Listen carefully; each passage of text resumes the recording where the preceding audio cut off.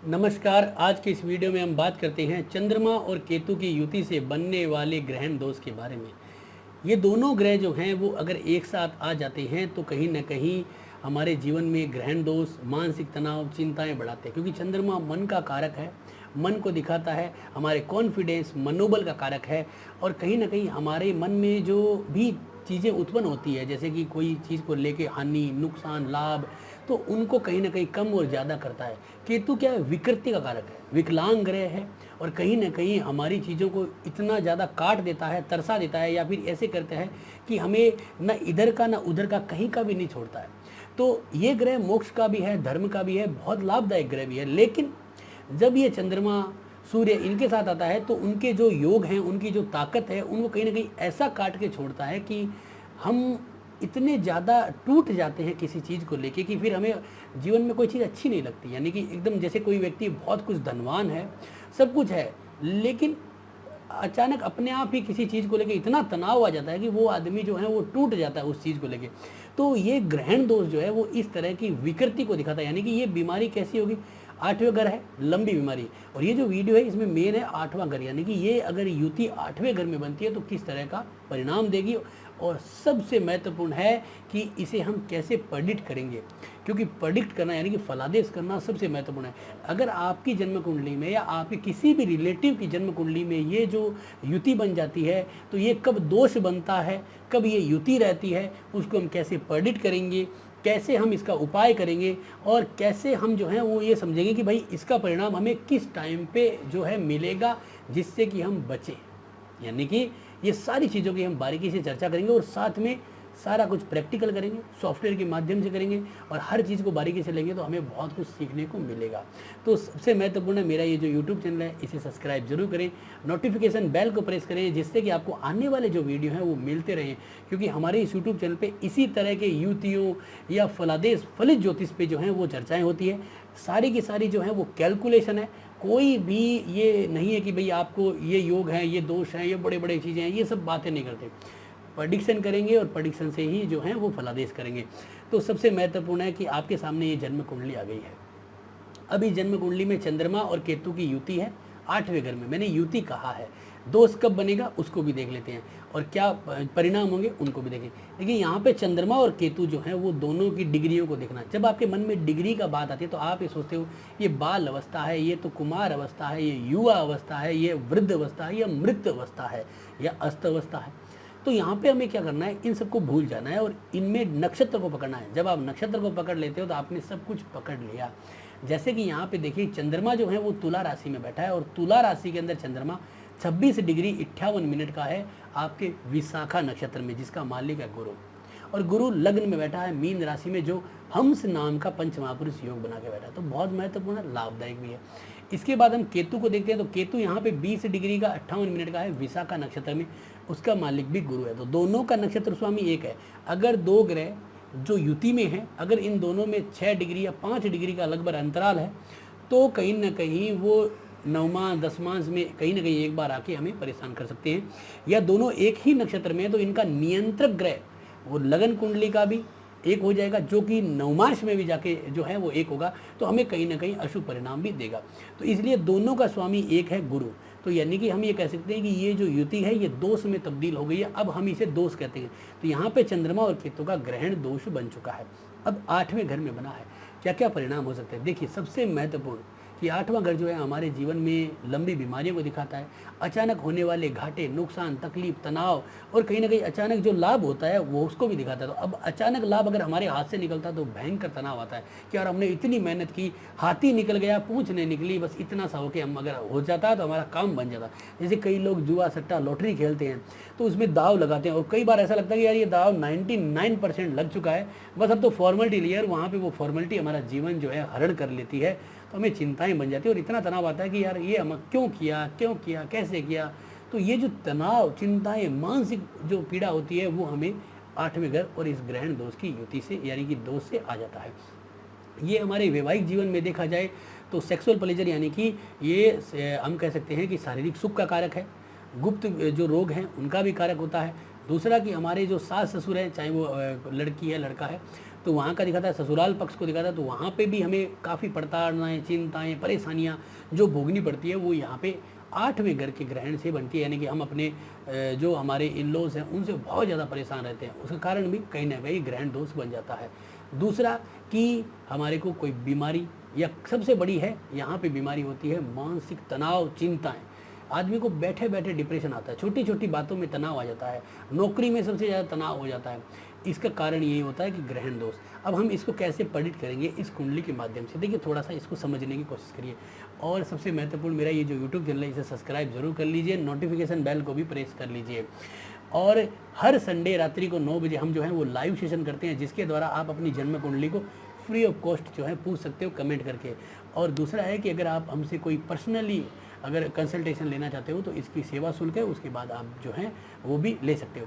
तो यहाँ पे हम इसको प्रेडिक्ट करने की कोशिश करते हैं। देखिए चंद्रमा यहाँ पे जो है वो 26 डिग्री का गुरु के विशाखा नक्षत्र में है, केतु भी यहाँ पे विशाखा नक्षत्र में, तो दोनों का जो मालिक है गुरु है, हंस नाम का पंच महापुरुष योग है, लग्नेश है। तो इसका मतलब क्या है कि एक अच्छा बल मिला है। अब ये जो युति है हमें फ़ायदा भी देगी और हमें कहीं ना कहीं नुकसान भी दे सकती है। अब नुकसान तो देगी क्योंकि ये तनाव देगी, अब 8वें घर में बनी है तो चिंताएं देगी। अब ये जो गुरु है यहाँ पे, इसका ले लिया कि ये तो बहुत बढ़िया हुआ है, तो हमें लंबी बीमारी नहीं, क्योंकि लग्नेश अगर वहाँ पे मजबूती से बैठा है तो लंबी बीमारी नहीं होगी, ये यहाँ पे शॉर्टी हो जाती है। तनाव हो सकता है छोटा मोटा, निकल जाएगा, यहाँ पे लंबी बीमारी नहीं होगी। अब यहाँ पे हमें क्या देखना है कि ये किस तरह के परिणाम दिखता है, तो हमें नवमांश कुंडली में जाना पड़ेगा। और नवमांश कुंडली क्यों? क्योंकि हमारे जीवन में 2 महत्वपूर्ण चीज़ें हैं, विवाह और कर्म। तो हमने जब देखा लगन कुंडली से कि हमें हेल्थ में परेशानी नहीं देगा, क्योंकि इसका जो नक्षत्र स्वामी है वो लग्नेश है और लगन में ही बैठा है और राजयोग में बैठा है, इसका मतलब हमें चिंता का विषय नहीं है। अब यहाँ पे हमें ये देखना है कि नवमांश कुंडली के अंदर जो है वो केतु 7वें घर में चंद्रमा के सूर्य के साथ बैठा है, तो वो वहाँ पे तकलीफ दे रहा है। यानी कि केतु जो यहाँ पे 8वें घर में था वो क्या कर रहा है, वो यहाँ पे हमें जो है वो नवमांश कुंडली में 7वें घर में जा रहा है, जो पीड़ा का कारक बना हुआ है। और दूसरा क्या है कि चंद्रमा यहाँ पे 9वें घर में मिथुन राशि में, तो ये तो ठीक है क्योंकि इसका जो नवमांश पति है, यानी कि चंद्रमा का नवमांश पति जो है बुध है, और बुध जो है वो 7वें घर के अंदर हम जो है वो स्वराशि का है, यानी कि भद्र नाम का पंच महापुरुष योग बनाता है। तो हम यहाँ पे ये कह सकते हैं कि चंद्रमा यहाँ पे जो है वो कुल मिला के ठीक बैठा है, लेकिन केतु यहाँ पे जो है वो 7वें घर में जा रहा है। तो ये ग्रहण दोष की जो युति है इसमें केतु हावी हो रहा है और मैरिटल लाइफ पे तनाव पैदा कर रहा है। जैसे कि सूर्य जो है वो यहाँ पे बैठा है, शुक्र यहाँ पे बैठा है, बुध भी बैठा है, तो शुक्र यहाँ पे नीच का है, बुध यहाँ पे नीच भंग भी बना रहा है, परंतु ये जो उठा पटक हो रही है 7वें घर में, ये मैरिटल लाइफ में तनाव का योग बना है। लेकिन यहाँ पे राहु जो सूर्य जो है यानी वो तकलीफ दे रहा है, लेकिन चंद्रमा यहाँ पे जो है वो इतनी पीड़ा नहीं दे। तो हम यहाँ पे कह सकते हैं कि इन दोनों की युति से यानी कि दोष से वैवाहिक जीवन में अड़चने आती है, और कहीं ना कहीं सूर्य के कारण जो है वो कहीं ना कहीं शारीरिक सुखों में भी कमी आने के, और अष्टमेश जब 7वें घर में बैठ जाए और वहाँ पे जाके नीच का हो जाए तो हमें शारीरिक सुखों में या हमारे ससुराल पक्ष से कमी आती है। यानी कि ससुराल के जो लोग होंगे, जो 8वां घर है वो मैरिज में आ गए, तो वो हमारे को ज़्यादा से ज़्यादा इंटरफेयर करेंगे हमारे जीवन में, जिनसे कि हमें मानसिक तनाव उत्पन्न होगा। अब अगर हम इसे दशमांश कुंडली में जाते हैं तो दशमांश कुंडली में जाके देखेंगे तो केतु वहाँ पे भी यहाँ पे दशमांश कुंडली लगानी पड़ेगी हमें। तो हमें यहाँ पे दशमांश कुंडली में जाएंगे तो केतु देवता जो है वो 2nd हाउस में है। 2nd हाउस धन का होता है, और कहीं ना कहीं व्यापार में धन कहाँ से आएगा उसमें होता है। तो आपको यहाँ पे 2nd हाउस में बैठने से ये नज़र आता है कि कहीं ना कहीं हमारे धन के अंदर दिक्कत पैदा करेगा, उसको आने में रोकेगा और परेशानी पैदा करेगा। लेकिन यहाँ पे जो चंद्रमा है वो यहाँ पे मिथुन राशि में, जिसका नियंत्रक ग्रह नवमांश में भी बढ़िया है और आपका लगन में भी बढ़िया है। तो कुल मिला के चंद्रमा यहाँ पे पीड़ित नहीं हुआ, यहाँ पे केतु हुआ है, और केतु ने इस ग्रहण दोष को कंप्लीट किया है। तो केतु का उपाय सबसे महत्वपूर्ण है, और केतु के साथ जो है वो चंद्रमा का भी होगा, क्योंकि दोनों का ग्रहण दोष बना है। तो कर्म में धन को इकट्ठा नहीं करने दे रहा है हमें, कर्म में चंद्रमा तो लाभ दे रहा है लेकिन धन को इकट्ठा नहीं करने दे रहा है। नवमांश में हमें वैवाहिक जीवन में अड़चने पैदा कर रहा है।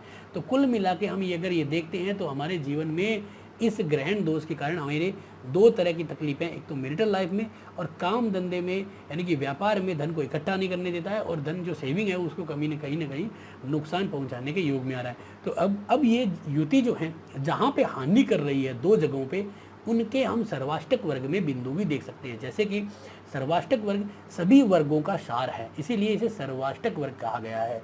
तो मैरिटल लाइफ 7वां घर होता है, उसमें 18 बिंदु है, तो कम है। इसके कारण हम ये कह सकते हैं कि जातक को कहीं ना कहीं वैवाहिक जीवन में दिक्कतें, देरी, परेशानी जरूर आएगी। और धन भाव में 23 बिंदु है, यानी 24 से कम है, तो हम कह सकते हैं कि यहाँ पे भी तनाव और चिंताओं के विषय बने रहेंगे। तो इस तरह से तो आप इसे परडिट करें। अब इसका उपाय क्या करें? देखिए, सबसे महत्वपूर्ण, सबसे बड़ा उपाय तो यह है कि किसी भी चंद्र ग्रहण के दिन जो है वो पवित्र नदी, जैसे गंगा है या आपके आस पड़ोस में जैसे नर्मदा है, या जो भी पवित्र नदी है जो आपके एरिया में काफ़ी पूजनीय है, उसमें आप चंद्र ग्रहण के दिन स्नान जरूर करें, एक लाभ है।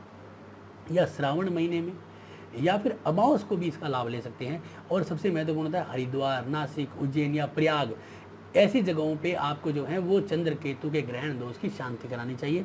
और इसका सबसे सटीक उपाय है कि केतु के जो कारक होते हैं वो कुत्ते होते हैं। कुत्तों को दूध में रोटी खिलाने से हमें सबसे ज़्यादा लाभ होता है। और या फिर जैसे इसमें केतु ज़्यादा हो रहा है तो इसमें क्या है, विकलांग जो लोग हैं, कम से कम 8 विकलांग लोगों को 8 बार, यानी कि 8 विकलांग लोगों को 8 दिन, अब जिस राशि में बना होता है, जैसे शुक्र की राशि में तो शुक्रवार ले लीजिए, तो शुक्रवार को 8 शुक्रवार को लगातार आप जो है 8 विकलांग लोगों को जो है वो खाना खिला सकते हैं, जिसमें खीर बहुत बढ़िया रिजल्ट देती है।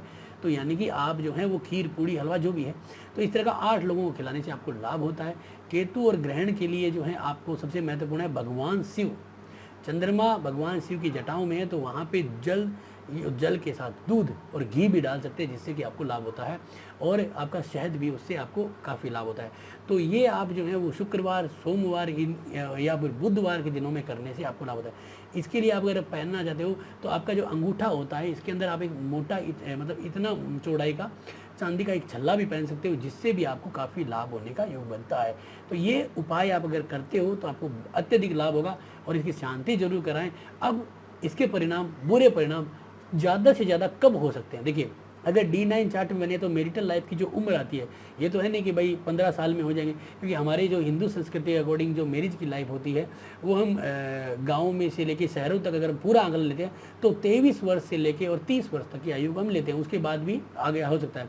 तो 23 से 30 वर्ष की आयु में अगर हमारी जो दशा अंतर्दशा में अगर 8वें घर के ऊपर, ये यानी कि 8वें घर में जैसे यहाँ पे तुला राशि आती है, आपकी कोई भी राशि आ सकती है, तो अगर 8वें घर में ये युति बनी है और इसके ऊपर अगर राहु केतु शनि गोचर कर रहा है तो हमें वहाँ पे सबसे ज़्यादा नुकसान होगा। जैसे कि मान लीजिए इस व्यक्ति की दशा चल रही है आज की डेट में जो भी है, और ख़ास करके आज की डेट में अगर इन दोनों की दशाएँ आ जाती है, मान लीजिए चंद्रमा या केतु की, अब ये व्यक्ति की शादी होने वाली है, तो क्या होगा कि अगर यहाँ पे इसके ऊपर से तुला राशि के, तो आज की डेट में जो तुला राशि के ऊपर जो गोचर चल रहा है वो केतु का चल रहा है, तो केतु इसके ऊपर से निकल गया, इसका मतलब तकलीफ देगा। यानी कि आपको ससुराल पक्ष में लड़ाई झगड़ा, हानि, मानसिक तनाव, आपके साथ जो है वो दुष्कर्म होना, आपको चोट लगना, पीड़ा होना, एक्सीडेंट तक की घटनाएं या मार, लड़ाई झगड़ा, इस तरह की चोट वाली घटनाएं भी बना सकता है। तो यानी कि हमें इस युति को समझना है।